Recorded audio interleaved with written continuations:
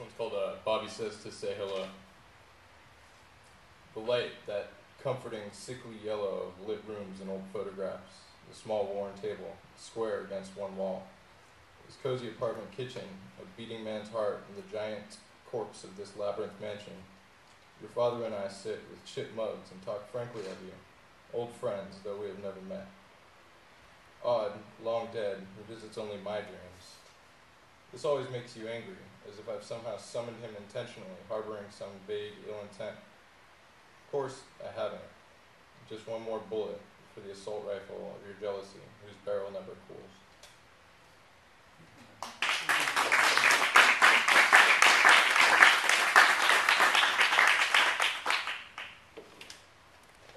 This is a poem about a love letter. It's called I Wrote a Letter to a Lover and Broke into Her Apartment with my old key to leave it on her bed, which was over the line, I know, but at least I didn't take the bus across town to punch her stupid fucking boyfriend in the throat like I wanted to. It went like this. Dear Dollface, fuck you. Love, Joel. What can I say? I'm a poet.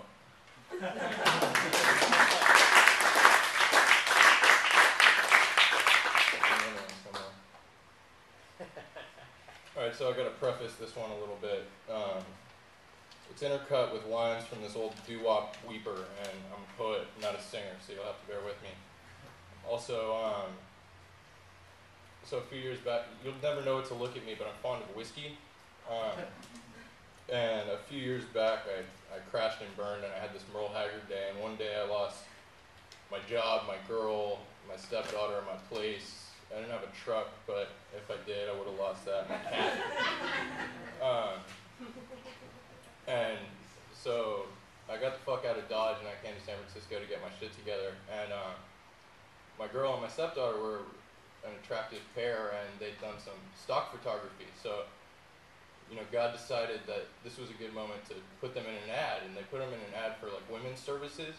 So there were these ads on the San Francisco muni buses that said like, is your boyfriend beating you? If so, call this number. So, you know, like I'd skip town to like get away, and it wasn't just a pair that looked like them. It was actually them staring down at me every time I took the bus. So this is a poem about that. It's called I Saw You on the Bus Again Downtown Today. With apologies to Barbara Lewis. The last time I climbed on a bus downtown, it was the most crowded bus I'd ever been on. People pushing and shifting, title, like the front row of the Danzig show we went to that time you lost your skirt for cattle on a train. I looked up and there you were. Hello, stranger. Holding Addie, both of you smiling down at me from just above all our heads, nestled between an ad for a personal injury lawyer and another for City College. Both of you smiling down on me. Shabbat, Shabbat, my baby. Like a spotlight just on me. Shabbat, Shabbat, my baby, who, even late in the afternoon sun, taking me from there all the way back home. But no, just a picture. It seems so good to see you back again. Stock photography taken from way back then. How long has it been? And put on the city bus, a spot for women's services. I never hit her, I wanted to say, to explain. Seems like a mighty long time. I wouldn't, but of course they couldn't know, wouldn't care. And just some woman and a little girl in an ad on the bus. Oh my, Shabbat, Shabbat, my baby. I'd almost forgotten the incident until today. I got on the bus downtown again. I looked up, expecting to see you there again, and it seems like a mighty long time. Sure enough, there was your... I'm so glad you stopped to say hello to me. Your faces, smiling down on me. Remember that's the way it used to be? You told me you'd like to see it sometime. Well, meet me downtown, baby girl. We'll ride the bus.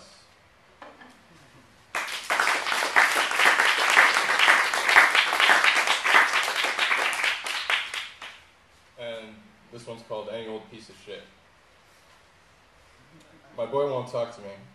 This is nothing new, he hasn't for years. His mother calls, says his wife has left him, that he has money trouble, ulcers, drinks too much. Moved to Montana or some goddamn place. Chip off the old block. Put the phone back in its cradle, pour myself a drink. Days blur together. This is nothing new they have for years. I work so much that all my t-shirts are utility orange. No reason to buy the other ones. I see bubble levels in my sleep. Work gloves, needle nose pliers. Hamburger helper has no idea what a help he is, man. Every night with a glass in one hand, goddamn spatula in the other, poised over the pan like a claw hammer. Boys at the video store are always glad to see me. This is nothing new, they've been for years. They smile and call me Jack, the best part of my day. I bring them old records sometimes, and God bless them, they still light up. Science fiction these days, any old piece of shit. The drinks are still good, and when I get home, sit in my chair, press play, and take that first long draw. I lied. This is the best part of my day. I don't pretend to have this whole world figured out, but what do I really need that I ain't got? I figure that makes me pretty goddamn lucky.